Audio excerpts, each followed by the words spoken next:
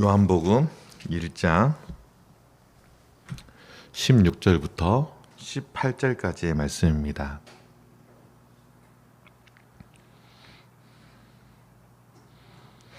제가 가지고 있는 성경으로는 신약성경 142쪽이 되겠습니다. 우리 같이 한 목소리로 하나님의 말씀을 봉독하겠습니다. 16절입니다.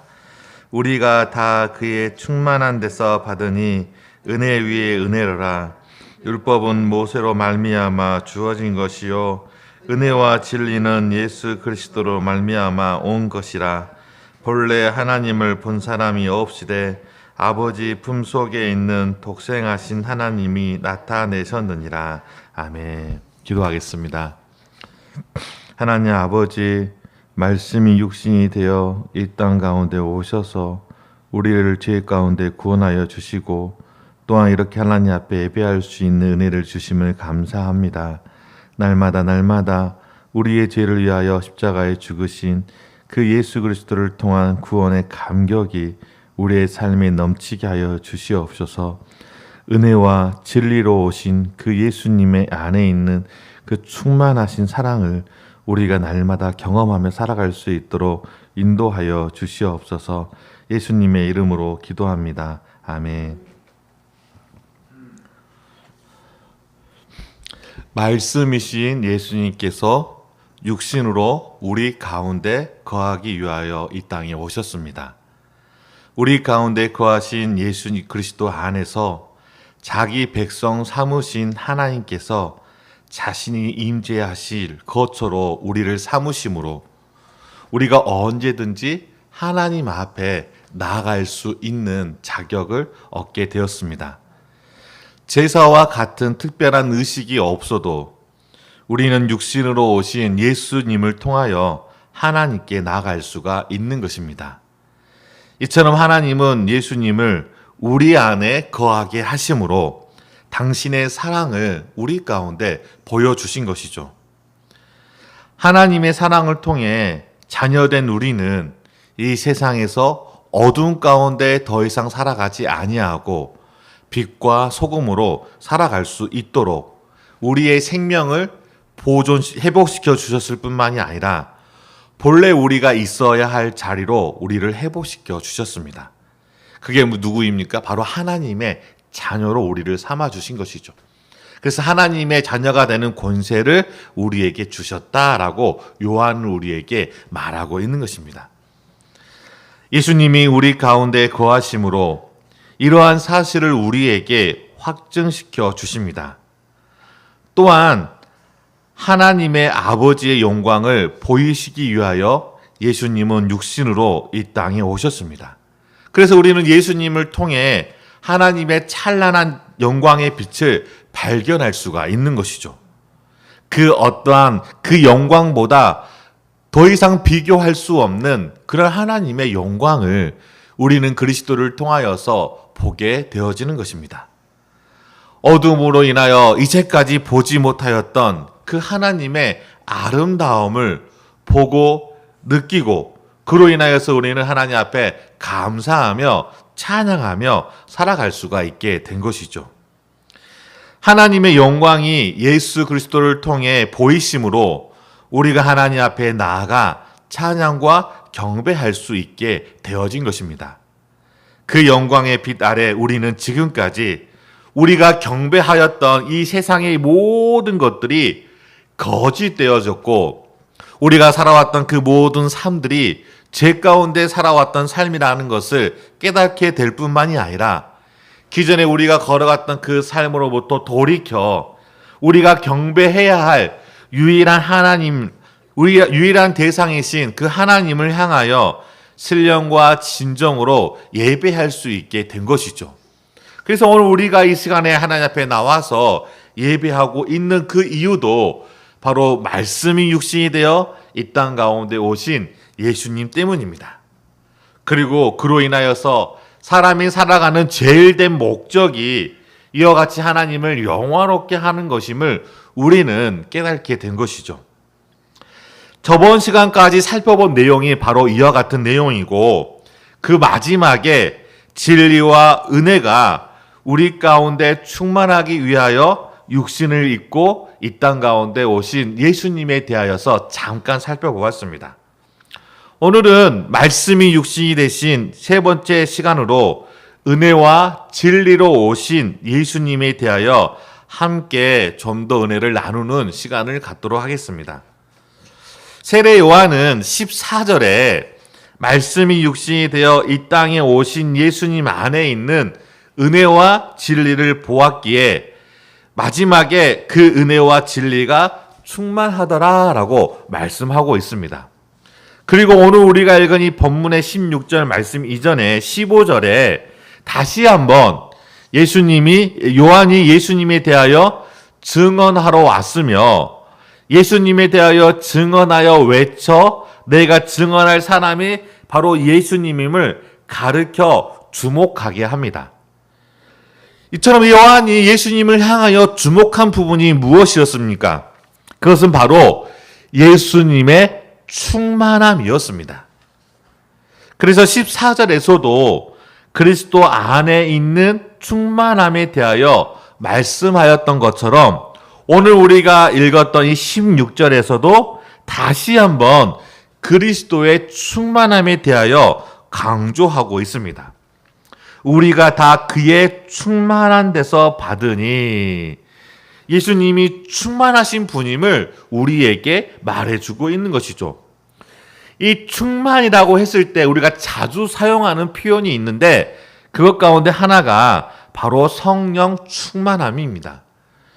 이처럼 예수님 안에 충만함이 있다는 것이죠. 바울은 에베소서 1장 22절에서 23절에 다음과 같이 우리에게 말씀해 주십니다. 또 만물을 그의 발 아래 복종하게 하시고 그를 만물 위에 교회의 머리로 삼으셨느니라. 교회는 그의 몸이니 만물 안에서 만물을 충만하게 하시는 이의 충만함이라. 바울이 무엇을 말하고 있습니까? 교회가 그리스도의 충만함으로 가득 채워졌고 또한 그의 충만함으로 만물 안에서 만물을 충만하게 하실 뿐만이 아니라 그의 몸된 교회를 충만하게 하시기 때문에 그 교회에 접붙여진 우리 모든 그리스도인들을 충만하게 하시는 분이심을 우리에게 말씀해 주고 있는 것이죠. 이처럼 예수님은 충만하신 분이신데 여기서 이 충만함이라는 뜻은 무엇을 의미하는 것일까요? 그것은 모자람이나 부족함이 없는 상태, 즉 가득 채워진 상태를 말하고 있는 것입니다. 또한 완성, 그리고 완전을 뜻하기도 합니다. 이처럼 예수님은 충만하시기 때문에 결코 마르지 않는 샘과 같이 우리의 모든 것, 즉 야고보서가 말하고 있는 온갖 좋은 것, 온갖 신령한 것의 원천이 되어짐을 우리에게 가르쳐주고 있는 것이죠. 특별히 이 요한은 이 예수님의 이 충만함과 은혜와 진리를 함께 다루고 있습니다. 14절에서도 은혜와 진리가 충만하더라. 예수님 안에 있는 충만함이 무엇이냐라고 했을 때 이 요한은 은혜와 진리가 충만하신 예수님이라고 말해주고 있습니다. 오늘 본문 16절에서도 그의 충만한 데서 받으니 무엇을 예수님으로부터 받습니까? 예수님 안에 있는 충만함이 있는데 그 충만함으로부터 우리가 받는다는 거예요. 무엇을 받는 것입니까? 은혜 위에 은혜라라고 말하고 있는 것이죠. 즉 은혜를 우리가 받는데 어떤 은혜입니까? 은혜 위에 은혜라라고 말하고 있는데 이 은혜 위에 은혜라는 것은 가장 큰 은혜를 의미하거나 또는 끊임없이 지속적으로 주어지는 그 은혜를 나타내는 것입니다. 즉 이것은 우리가 생명을 다하는 날까지 더 나아가 우리가 영원하게 거하게 될 그 나라 안에서도 누리게 될 끊임없이 지속되어지는 은혜, 그 은혜를 그의 충만함으로부터 받게 되어지는 것이다 라고 요한은 우리에게 가르쳐주고 있는 것이죠. 이처럼 예수님께서 우리가 이 땅에서 뿐만이 아니라 하늘나라에서 영원히 누릴 은혜의 기원이자 원천임을 요한은 우리에게 말해주고 있는 것이죠. 그리고 예수님의 충만한 것으로부터 우리가 채워짐을 받게 되어지는 사실을 우리에게 분명히 밝히고 있습니다. 이처럼 예수님께서는 육신을 입고 이 땅 가운데 사람의 몸으로 오셔서 사람의 인성을 취하셨지만은 우리와 다른 두 가지를 가지고 이 땅 가운데 오셨다라고 우리가 볼 수가 있는데, 예수님은 사람의 몸을 입고 이 땅 가운데 태어나셨지만 죄가 없으신 분이시는 것이죠. 죄가 없으시기 때문에 우리를 대신하여 화목제물이 될 수 있었던 것입니다. 죄가 없었을 뿐만이 아니라 예수님은 충만하신 육체로 이 땅 가운데 오신 것이죠. 그로 인하여서 그분 안에 있는 충만함을 통하여서 충만하지 못한 부족과 결핍 가운데 살아가고 있는 우리를 채워주신 것입니다. 이게 바로 사람의 몸을 입고 오신 예수님과 육체를 입고 있는 우리와의 다른 점이라는 것이죠. 우리는 예수님과 달리 죄악 가운데 있습니다. 죄의 종이 되어 사망의 종이 되어 살아가는 우리의 육체라는 것이죠. 구원함을 받았음에도 불구하고 여전히 우리 마음, 우리 영혼과 우리 육체 가운데 이런 죄의 오염이 남아있기 때문에 여전히 우리는 우리 자신 안에 넘치는 탐심과 종욕을 쫓아서 살아가게 되어지는 것이죠. 그게 바로 우리가 죄인임을 말해주고 있는 것입니다. 사람은 죄가 없이 살아갈 수가 없습니다. 죄 가운데 살아갈 수밖에 없는 존재라는 것이죠. 또한 사람은 부족과 결핍으로 고통과 비참함 속에 살아갈 수밖에 없는 것입니다. 우리는 텅 비어진 공허와 같은 존재이기 때문에 계속해서 배고플 수밖에 없고 계속해서 목마를 수밖에 없다는 것이죠. 이 땅에 살아가면서 우리가 부족함 때문에 고통을 당합니다.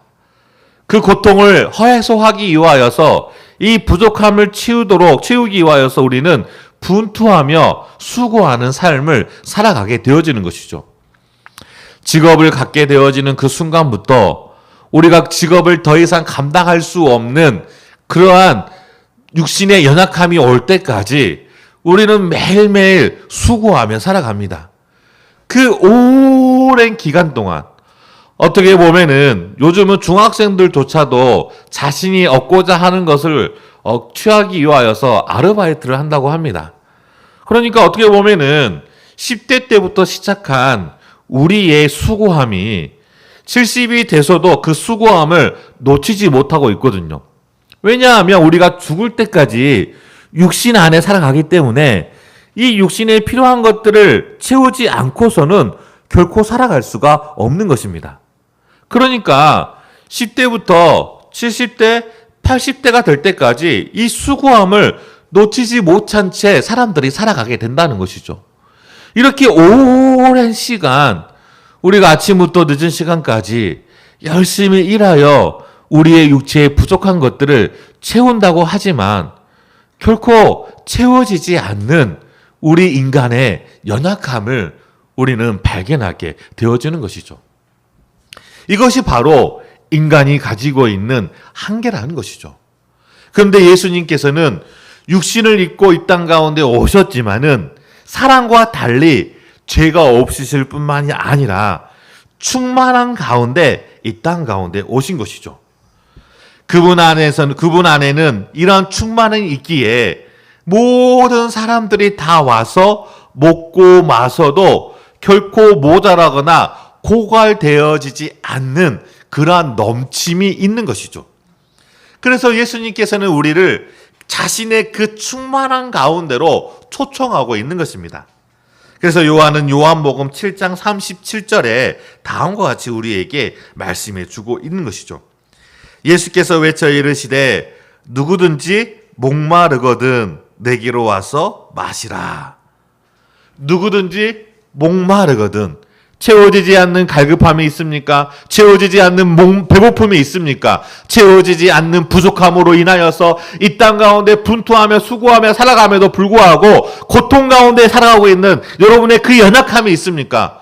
그 연약함 가운데 살아가고 있는 우리를 향하여 예수님께서는 자신의 충만한 가운데 오라라고 우리를 초청하고 부르시고 계신다는 것입니다. 우리로 하여금 채워질 수 없는 그 마음의 공허함이나 빈자리가 있음을 분명히 알고 있기에 나의 충만함으로 너희들의 빈자리, 너희들의 공허함을 채워라 라고 우리를 부르시고 있는 것이죠. 오늘 우리가 이 자리에서 예배하러 나온 이유도 바로 거기에 있습니다. 우리의 부족함, 우리의 빈자리, 우리의 공허함을 예수 그리스도 안에 있는 그 은혜의 충만함으로 채우기 위하여 오늘 또 이 자리에 나와서 하나님 앞에 예배하고 있는 것이 아닙니까? 오늘은 이와 같은 예수님의 그 충만함을 통하여서 우리는 은혜와 진리가 필요한 사람들을 발견하게 되어지는 것이죠. 이 땅에 살아가는 우리는 은혜와 진리가 없는 채 살아가고 있는 것입니다. 은혜와 진리가 없는 사람들의 특징이 무엇입니까? 요한은 그러한 사람들에 대하여 우리에게 분명히 말해주고 있습니다. 첫 번째로 은혜와 진리가 없는 사람들은 깨달지 못하는 사람들입니다. 무엇을 깨달지 못합니까? 어두움 속에 있기 때문에 빛을 깨달지 못합니다. 어두움 속에 있기 때문에 깨달지 못함으로 자신이 죄인인지도 알지 못한다는 것이죠. 죽음이라는 멸망을 향하여 나아가고 있는 자신의 삶을 전혀 깨달지 못한다는 것입니다. 지금 자신의 현재의 문제가 물질의 문제, 건강의 문제, 관계의 문제가 아니라 죄로 인하여서 그 문제들이 발생되어지는 그 사실을 깨달지 못한다는 것이죠. 얼마나 어리석은지 한번 보시기 바랍니다. 많은 사람들이 자신의 늙음, 즉 노년을 준비합니다. 그러나 자신의 노년을 누가 감히 장담할 수가 있겠습니까? 자신의 노년을 잘 살기 위하여서 그 어떤 어려움도 없이 잘 살기 위하여서 정말로 부자가 창고를 짓고 정말로 늙어 죽을 때까지 먹을 수 있는 그 모든 재물을 모아놓는다 하더라도 하나님이 그 사람의 생명을 오늘 가지고 가시면 자신이 모아놓은 모든 것들은 헛될 수밖에 없는 것이죠. 자신이 준비하고 있는 연금과 같이 이 땅의 자원들이 노년을 감당할 수 있을 것이라고 사람들은 생각을 합니다. 그러나 결코 그 늙음을 그 어떠한 것으로도 막을 수 없을 뿐더러 채울 수가 없는 것이죠. 왜냐하면 사람은 시간을 붙잡을 수 있는 사람은 존재하지 않기 때문입니다. 운동이나 각종 영양제 또한 의료가 발전되어지므로 우리는 늙음을 늦출 수 있고 그런 의료적인 기술을 통하여서 많은 사람들이 젊어 보여진다 할지라도 결코 시간을 멈추거나 다시 돌릴 수 없기에 사람은 늙게 되어지는 것이죠. 늙음으로 오는 수많은 육체적인 비극들은 우리가 그 모은 재물들을 한 방에 사라지게 할 뿐만이 아니라 아무리 많은 재원을 가지고 있다 할지라도 늙음은 결국 그 모든 것들을 허무하게 만든 것이죠. 그래서 우리는 늙어지면 늙어질수록 노년을 준비하기 위하여서 연금을 준비하고 재물을 준비하는 것이 아니라 우리의 공허함과 우리의 허무함을 채울 수 있는 예수 그리스도를 통하여서 영원한 삶을 준비해야 한다는 것이죠. 왜냐하면 성경은 이러한 영원한 두 세계에 대하여서 우리에게 가르쳐주고 있는 것이죠. 성경은 잠깐 머무는 인생은 짧고 그 인생 이후에 죽음 이후에 영원한 정말로 끝이 없는 그런 삶을 살아간다는 것에 대하여 우리에게 가르쳐주고 있는데 은혜가 없는 사람들은 이것을 깨닫지 못한다는 것이죠. 하나님은 하나님과 함께하는 영원한 세계인 천국 곧 하나님의 나라를 말하고 있으며 다른 하나는 하나님과 전혀 상관이 없는 영원한 세계인 지옥에 대하여서 말해주고 있는 것이죠. 그래서 이 땅의 사람들은 모두 다 한 사람도 빠지지 않고 이 죽음 이후에 영원한 세계를 살아가는 것이죠. 어떠한 세계입니까? 한편으로는 하나님과 함께하는 천국의 영원한 세계가 있고, 또 한편으로는 하나님과 전혀 상관없는 하나님의 심판이 항상 머물 수밖에 없는 영원한 지옥에 함께한다는 것이죠. 그러니까 인간은 이 땅에서의 잠깐의 삶을 살고 나머지 그 모든 시간을 영원한 세계에서 살아가게 된다는 것입니다. 그런데 그것을 사람들은 깨달지 못한다는 것이죠. 그렇기 때문에 사람이 무엇을 준비해야 할 줄 모르게 되어지는 것이죠. 모든 젊음과 장년의 시기를 다 투자하여 짧은 노년의 시간을 준비하지만 우리의 조상들뿐만이 아니라 우리가 지금 살아가고 있는 삶, 그리고 앞으로 우리의 자녀들이 살아가고 있는 그 모든 시간을 다 합쳐도 영원한 그 시간과 결코 비교할 수가 없는 것이죠. 그러나 이러한 사실을 깨닫지 못하기 때문에 눈앞에 보이는 현실만 맞추어 살아가게 되어지는 것입니다. 이것이 바로 어둠으로 인해 깨닫지 못한 사람들의 삶이라는 것이죠. 더욱이 이들은 참된 자, 곧 하나님의 아들이 이르러 우리에게 지각을 주사 우리로 참된 자 곧 예수 그리스도를 알게 하셨으나 그 은혜가 없고 진리가 우리에게 없기 때문에 우리에게 빛을 비추지만 어두움이 그 빛을 깨닫지 못하는 것처럼 예수님께서 사람의 몸을 입고 이 땅 가운데 오셨지만 사람들이 그를 알지 못하게 되어지는 것이죠. 그래서 은혜가 없고 진리가 없는 사람의 두 번째 특징이 알지 못한다는 거예요. 당연하지 않겠습니까? 깨닫지 못하기 때문에 진리를 알 수가 없는 거예요. 생명을 알 수가 없는 것이죠. 참된 사랑을 알 수가 없는 것이죠. 이처럼 죄는 우리에게 주신 지각을 어둡게 함으로 그분을 알지 못한 채 모든 불의로 사망에 이르는 죄 가운데 살아가게 한다는 것입니다. 요한은 요한복음 16장 3절에 다음과 같이 우리에게 말씀합니다. 저희가 이런 일을 할 것은 아버지와 나를 알지 못함이라 라고 말씀합니다. 저희가 이런 일을 한다. 어떤 일을 하는 것입니까? 죄 가운데 자신이 영원히 멸망으로 갈 수밖에 없는 그러한 어둠의 일을 할 수밖에 없는 것이죠. 그러니까 우리가 죄를 지을 수밖에 없는 것, 어두운 가운데 살아갈 수밖에 없는 이유가 무엇입니까?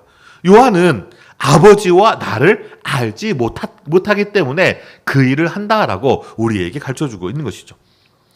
요한일서 3장 1절에서도 보라, 아버지께서 어떠한 사랑을 우리에게 주사 하나님의 자녀라 일컬음을 얻게 하셨는고 우리가 그러하도다. 그러므로 세상이 우리를 알지 못함은 그를 알지 못함이니라. 우리에게 하나님의 어떤 사랑을 보여주셨는데 세상이 그를 알지 못한다는 거예요. 깨닫지 못한다는 거예요. 이러한 깨달지도 못하고 알지도 못하는, 즉 은혜 없이 진리 없이 살아가는 자들을 향하여 이사야 선지자는 다음과 같이 우리에게 이사야서 44장 18절에 말씀합니다. 우리 이사야서 44장 18절 말씀 같이 한번 읽어보도록 하겠습니다. 18절 19절입니다. 시작.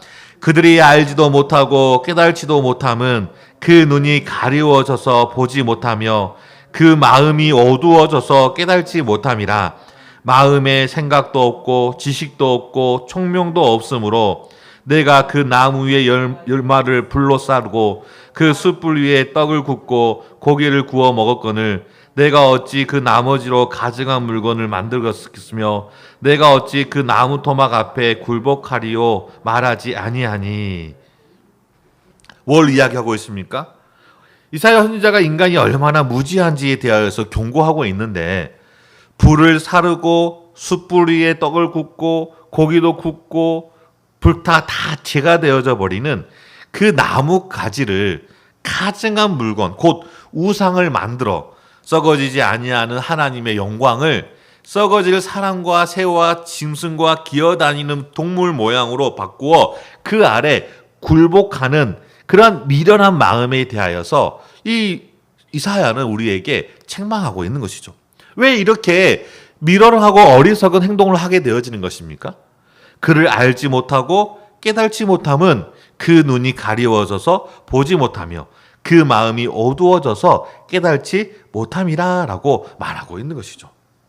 이 때문에 하나님께서 그들을 부끄러운 욕심에 내버려 두셨다라고 말하므로 자신의 무지와 어리석음으로 넘어질 수밖에 없는 그 인간의 비참함을 우리에게 강력하게 경고하고 있는 것입니다.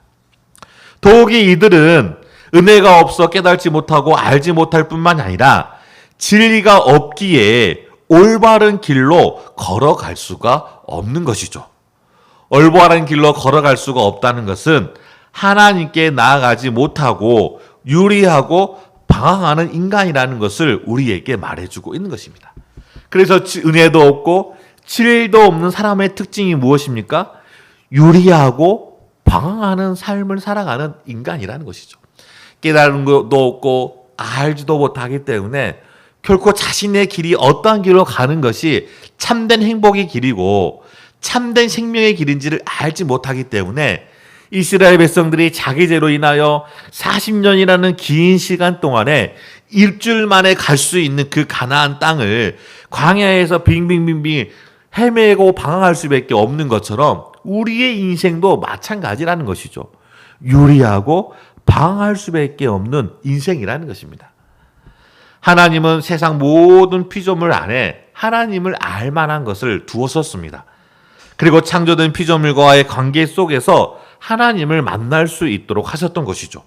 그러나 죄는 이 모든 것들을 파괴함으로 어둠 속에 우리를 갇히게 하였고 우리의 눈이 어두워지고 우리의 마음이 미련해져서 이 땅 가운데 하나님께 나아가지 못하고 유리하고 방황하게 되어진 것이죠. 사람이 자신이 어디로부터 왔으며 어디로 가는지 많은 철학자와 많은 지혜에 있는 자들이 논의를 하고 연구를 하고 수많은 것들을 발표하지만 정작 사람이 어디로부터 왔고 어디로 가는지를 밝혀내지 못했던 것이죠. 그리고 이 땅에서 영원히 살아갈 것처럼 그렇게 살아가지만 결국 모든 사람들에게 그 생명이 다하는 날이 있고 자신이 지금까지 쥐고 있었던 그 모든 것들은 그 죽음이라는 존재 앞에 연기처럼 사라져 버리게 되어지는 것입니다. 이게 바로 죄의 종으로 그렇게 노예처럼 살아가다가 영원한 죽음으로 이끌고 가는 우리들의 모습임을 보여주고 있는 것이죠. 진리가 없는 사람들이 이처럼 자유함이 없이 무엇인가에 매여 무엇인가에 쫓겨 살아가게 된다는 것입니다. 그러한 예수님은 진리가 없는 자들을 향하여 요한복음 8장 43절에서 44절에 책망하고 계십니다. 어찌하여 내 말을 깨달지 못하느냐? 이는 내 말을 들을 줄 알지 못함이로다. 너희는 너희 아비 마귀에게서 났으니 너희 아비의 욕심대로 너희가 행하고자 하느니 그는 처음부터 살인한 자요 진리가 그 속에 없으므로 진리에 서지 못하고 거짓을 말할 때마다 제 것으로 말하나니 이는 그가 거짓말쟁이요 거짓의 아비가 되었습니다. 그리고 예수님은 이어서 계속해서 46절 47절에 다음과 같이 말합니다. 너희 중에 누가 나를 죄로 책잡겠느냐? 내가 진리를 말하는 대로 어찌하여 나를 믿지 아니하느냐? 하나님께 속한 자는 하나님의 말씀을 듣나니 너희가 듣지 아니함은 너희가 하나님께 속하지 아니하였음이라. 너희가 말씀을 듣지 않는 이유가 무엇입니까? 우리 가운데 무엇이 없어요. 진리가 없기 때문에 하나님의 말씀을 듣지 않는 거예요. 하나님을 말씀을 듣지 않기 때문에 우리는 하나님께 속한 자가 아니라 무엇에 속한 자입니까? 죄에 속한 자라는 것이죠. 그래서 요한은 은혜가 진리가 없는 자들을 향하여 거짓말쟁이요 거짓의 아비며 진리에 서지 못하고 욕심대로 행하고자 하며 결국 하나님께 속하지 않는 죄의 종임을 분명하게 밝히고 있는 것입니다. 죄를 범하는 자마다 죄의 종이며 종은 영원히 집에 거하지 못하나 아들은 영원히 집에 거할 수 있다라고 예수님은 이어서 말씀해 주고 있습니다. 따라서 죄의 종으로부터 벗어나지 않고서는 결코 죽음의 굴레 속에서 하나님을 보지 못하고 하나님께 나아가지 못하고 온갖 악을 행하며 멸망을 향하여 걸어가게 되어지는 것이죠. 이처럼 은혜와 진리가 없는 사람은 알지도 못하고 깨달지도 못하므로 결국 하나님을 향하여 살아가지 못하고 죄의 종노릇하며 예수님을 모든 채 전혀 하나님과 상관없는 삶을 살아가게 되어지는 것이죠. 그래서 이 땅에 생명을 가지고 살아가는 모든 사람들에게 이와 같이 은혜와 진리가 필요하기 때문에 예수님께서 은혜와 진리로 이 땅 가운데 오셨음을 우리에게 가르쳐주고 있는 것이죠. 요한은 이 사실을 분명하게 알았기에 17절에 율법은 모세로 말미암아 주어진 것이요 은혜와 진리는 예수 그리스도로 말미암아 온 것이다 라고 말함으로 사람들에게 은혜와 진리를 주시기에 오신 예수님에 대하여 증언하고 있는 것입니다. 이와 같이 우리가 은혜와 진리로 오신 예수님을 통하여 우리는 다음과 같은 충만함을 누리게 되어지는데, 첫 번째로는 우리는 예수님 안에서 하나님을 알고 그의 은혜에 참여하게 되어지는 자격을 얻게 되어집니다. 은혜와 진리는 하나님의 본질인데 이것이 예수님 안에 충만하다라고 말합니다. 그리고 그의 충만한 데서 받으니 은혜 위에 은혜라고 다시 한번 말씀해 주고 있습니다. 가장 귀하고 가치 있으며 지속적으로 그리스도를 통하여 주어지는 그 은혜를 우리에게 주어짐을 분명하게 밝히고 있는 것이죠. 우리는 예수님을 통하여 하나님이 누구인지를 분명하게 알게 될 뿐만이 아니라 그 예수님을 통하여 은혜의 보호자 앞에 나아가게 되어지는 자격을 얻게 되어진 것이죠. 하나님께 나아간다는 것은 더 이상 우리가 무지한 자가 아니며 더 이상 우리가 억눌린 자가 갇힌 자가 아니라 죄로부터 자유함을 가진 자를 말하고 있는 것입니다. 하나님의 은혜의 말씀이신 예수님께서 우리 가운데 오시고 그로 인하여 우리가 참된 자가 누구인지를 명확하게 알게 될 뿐만이 아니라 더 이상 종노릇하지 아니하고 하나님의 아름다운 덕을 행하며 살아가게 되어진다는 것이죠. 이에 요한복음 14장 6절에서 7절에 내가 곧 길이요 진리요 생명이니 나로 말미암지 않고는 아버지께로 올 자가 없느니라. 너희가 나를 알았더라면 내 아버지로 알았으리로다. 이제부터는 너희가 그를 알고 또 보았느니라. 예수님을 통하여 아버지가 누구인지를 분명히 알고 그뿐만이 아니라 우리가 그 아버지의 은혜의 보호자 앞으로 나아가게 되어진 것이죠. 두 번째로는 우리는 예수 그리스도 안에서 진정한 자유함을 누릴 수가 있는 것이죠. 진리가 너희를 자유케 하리라 라고 말씀하고 있습니다. 진리이신 예수님께서 우리에게 자유함을 주시기 위하여 이 땅 가운데 오신 것이죠. 진리이신 예수님께서 이 땅에 육신을 입고 오신 것은 우리로 하여금 죄와 사망의 노예를 청산하고 이제는 자유함 가운데 하나님의 아들로 하나님의 백성으로 그의 나라에 거할 수 있도록, 그리고 하나님께서 우리 가운데 주신 생육하고 번성하고 충만하고 땅을 정복하고 다스릴 수 있는 그런 권리를 주기 위하여서 이 땅 가운데 오신 것이죠. 바울은 에베소서 4장 21절에 말씀합니다. 진리가 예수 안에 있는 것 같이 너희가 참으로 그에게서 듣고 또한 그 안에서 가르침을 받을진대 너희는 유혹의 욕심을 따라 썩어져가는 구습을 따르는 옛사람을 벗어버리고 오직 너희의 심령을 새롭게 되어 하나님을 따라 의와 진리의 거룩함으로 지으심을 받은 새 사람을 입으라. 진리를 깨달은 자만이 옛사람을 벗어버리고 새 사람을 입고 더 이상 육체의 욕심을 쫓아 살아가는 것이 아니라 내 안에 주신 그 생명과 넘치는 풍성한 가운데 살아가는 존재가 되어졌던 것이죠.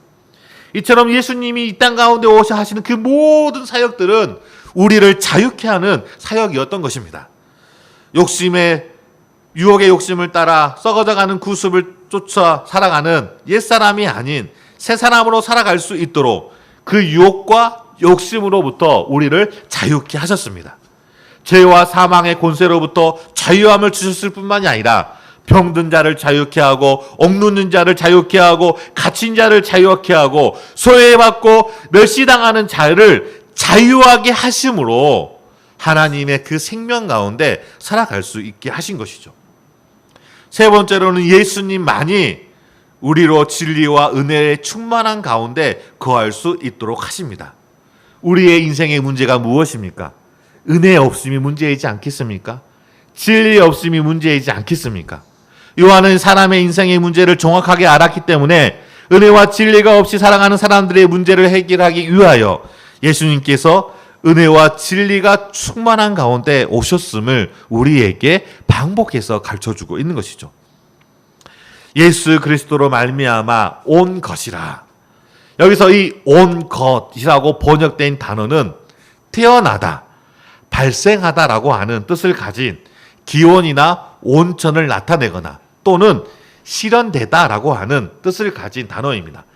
그러니까 예수님이 은혜와 진리의 원천으로 우리 가운데 오셨다.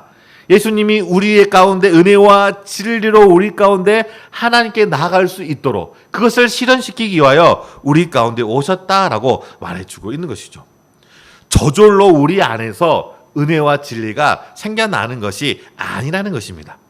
말씀이신 예수님께서 육신으로 이 땅 가운데 오심으로 은혜와 진리가 없는 우리 가운데 완전히 실현되어졌음을 우리에게 요한이 말해주고 있는 것이죠. 은혜와 진리로 오신 그 예수님을 여러분의 삶의 주인으로 모셔야 한다는 것입니다.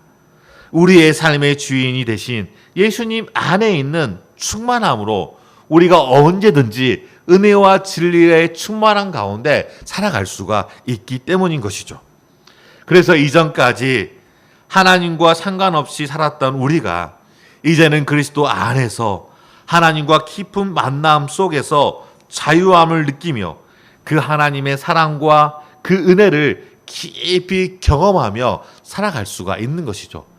그러한 충만함을 이 한 주간도 누리시기를 주의 이름으로 소원합니다.